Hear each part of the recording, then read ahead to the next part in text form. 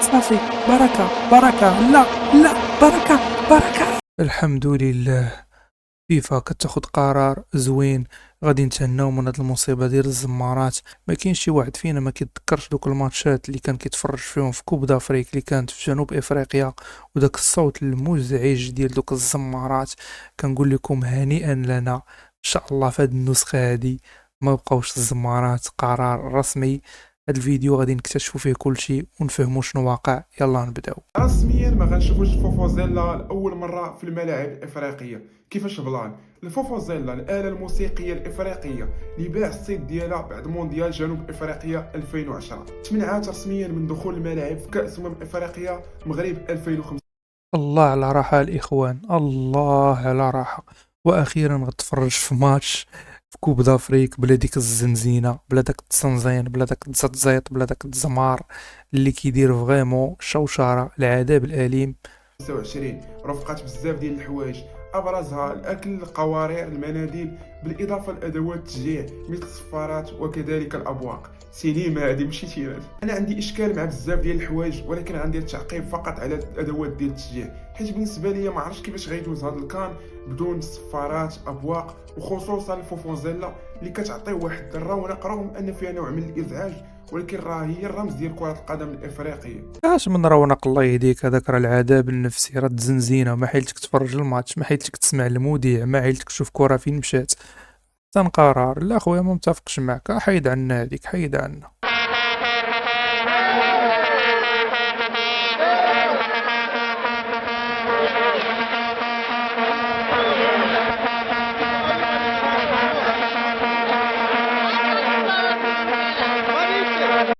وتخيل معايا كتفرج في الماتش و90 دقيقة كتسمع هاد الصوت هذا.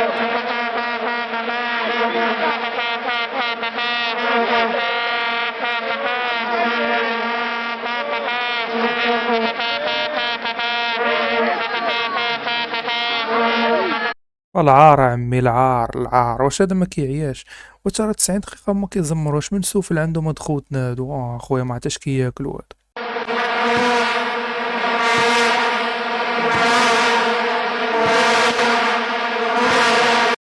تخيل معايا دابا المنتخب لاعب ضد شي فرقة افريقية وماتش صعيب دومي فينال، كتفرج بحال هكا وكتسمع.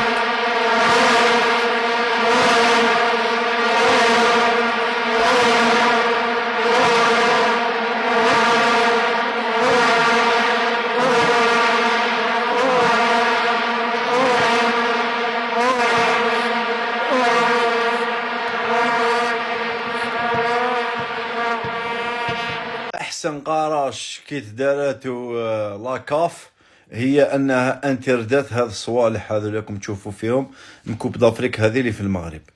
ما باش اذا شفيتوا الصوت تاعها ولا ما شفيتولوش، صبروا بك نفكركم.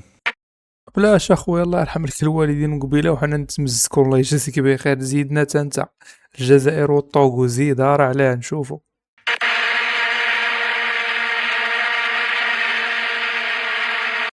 هاتي مع داير الفيديو كيدور، ديك الصورة كدور على التيران مع الزنزينة.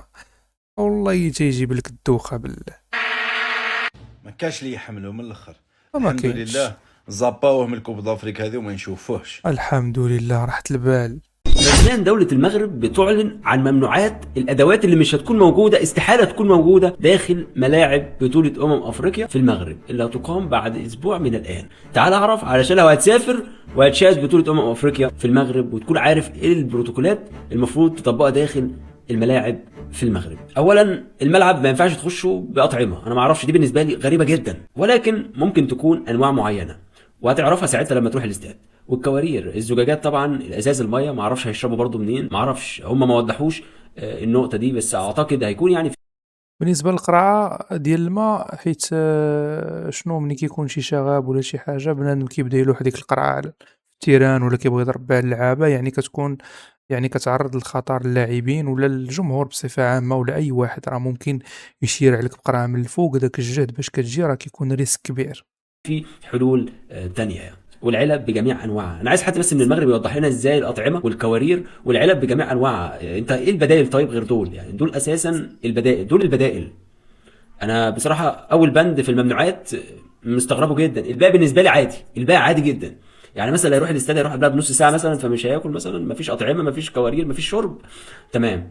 انا عايز بس اخواتي المغاربه يوضحوا لي اول بند. الباقي كله بالنسبه لي عادي جدا. هو ده الطبيعي انه يتمنع بقى، اللي انت هتسمعه دلوقتي. السجاير ماشي، والمشروبات الكحوليه ده زي الفل، دي تتشال على الراس. الابواق، الصفارات، وادوات التشجيع الصوتيه، مفيش بقى الزمامير والحاجات اللي انت بتشوفها في افريقيا وكوت ديفوار والسنغال وادغال افريقيا، دي مش هتشوفها، ودي حاجه كويسه جدا. واشعه الليزر والمناديل، يعني بالنسبه لي برضو المناديل الورقيه مش احسن حاجه. ورق الحمام، يعني مثلا حد حابب ما اعرفش، في حاجه كده انت بتستغربها وانت بتسمعها، مفيش مشكله. ولكن الاغرب حتى الان برضو الاطعمه والكوارير والعلب والاكل والشرب يعني.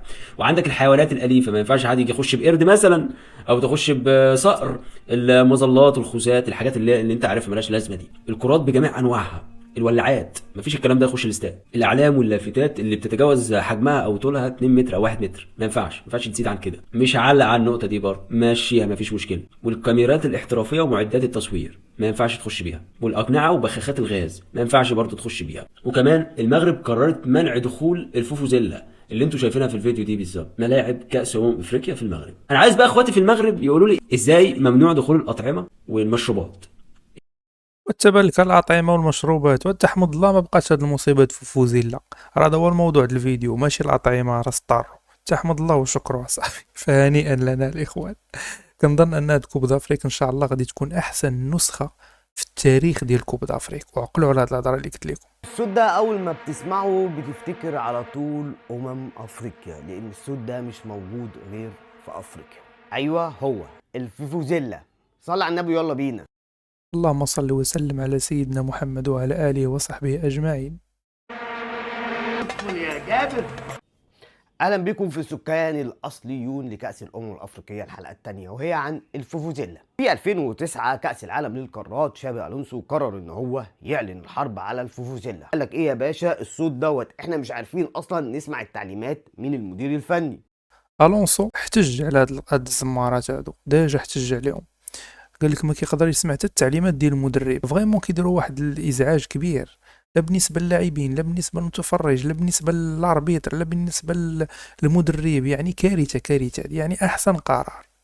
فلو سمحت امنعوا الفوفوزيلا في كأس العالم اللي هو 2010، عشان مع الوقت تبتدي أوروبا كلها تمنع الفوفوزيلا إن هي تخش الملاعب. ولكن إيه بقى قصة الفوفوزيلا ديت، وليه ارتباطها الوثيق كده بأفريقيا أفريقيا؟ قصة الفوفوزيلا في الملاعب بدأت مع كأس الأمم الأفريقية جنوب أفريقيا 96. أما بقى اللغة بتاعت فوفوزيلا هي بتاعة السكان الأصليون لجنوب أفريقيا، هي عبارة عن فوفو، ده الصوت اللي طالع من الفوفوزيلا، وكلمة زيلا هي احتفالات. ولكن قبل ما تدخل الملاعب خلينا ارجع لك بالعمر لورا شوية. في جنوب أفريقيا برضو مع الإفراج عن نيلسون مانديلا، خرج كل الشعب الجنوب أفريقي احتفل بنيلسون مانديلا، وظهرت الفوفوزيلا مع الاحتفالات ديت، رغم ان هي كانت مقتصرة على المعابد هناك. ايوه الفوفوزيلا دي يا باشا اداة تعبدية. فعلا كانوا كيستعملوها الافارقه في داكشي ديال العبادات ديالهم وداك الطقوس ديالهم، فهمتي؟ عاده دازت الكره، يعني قبل ما تكون اداه ديال التشجيع راه كانوا كيستعملوها في داكشي ديال العبادات ديالهم الافريقيه. هناك ولحد النهارده بتوع المعابد رافضين ان هي تخش كرة القدم وتخش الملاعب. طب ما هي من 96، ايه الضجة اللي حصلت على الحوار دوت؟ طيب كل القصة يا باشا هي الدعاية والمصانع. كل القصة ان الفوفوزيلا معمولة من الخشب، بوك طويل كده بننفخ فيه بيطلع صوت وخلاص، ولكن الصوت اللي خارج كان اخره 90 ديسيبل، وده اللي الودن تقدر تستحمله لحد كاس القارات 2009، وعندنا كاس العالم 2010. بدأت الشركات تلتفت لأفريقيا، تشوف ان احنا نقدر ايه نصنعه يدل على أفريقيا والجماهير تشتريه ويحتفلوا بيه. هي فين قرروا يصنعوا هاد المصيبه وبالبلاستيك، والصوت ديالها كيفوق هذيك الاخرى اللي مولفين عليها ديال الخشب. هنا فين كتبدا الاستوار ديال الفوفوزيلا. هوب ما لقوش غير الفوفوزيلا، نفتح مصانع في جنوب افريقيا ونعمل الفوفوزيلا من البلاستيك نوزعها على الجمهور. بدل ما كانت بتطلع 90 ديسيبل بدأت تطلع 130 ديسيبل. طبلة ودنك مع السلامة، عشان صوتها يبقى أعلى من صوت المعلق في المباريات، وانت مش سامع أي حاجة غير صوت الفوفوزيلا. فالحمد لله كنظن ان القرار زوين. انا بالنسبه لي فرحني بزاف، واخيرا نتفرج في ماتشات وانا مرتاح، نسمع المعلق، نسمع لصوت الجمهور، نسمع الضربه ديال الكره. هادشي هو اللي كيخليك تستمتع وانت كتفرج في الماتش. فخليو لي كومونتير، الراي ديالكم كيهمني بزاف، واش انت مع ولا ضد القرار. ما تنساش تخلي لي لايك في الفيديو وتابونا في القناة. الى حلقة قادمة، السلام عليكم ورحمة الله.